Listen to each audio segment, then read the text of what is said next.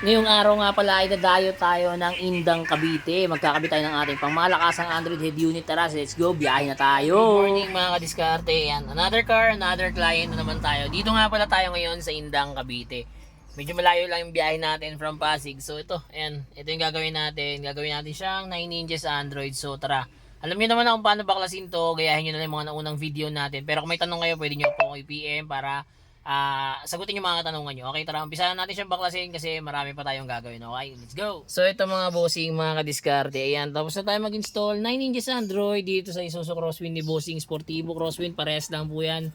Same lang din sila ng car stereo. So ito, pag pinalta natin siya, ganito yung magiging itsura. Retrofitting yung tawag dito mga kadiskarte. Ayan, wala pong kalog yan, 100% walang kalog.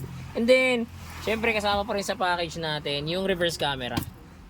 Hindi po mawawala yan kasama sa package natin. Kita nyo naman kung gaano kalinaw yung ating reverse cam. Ayan.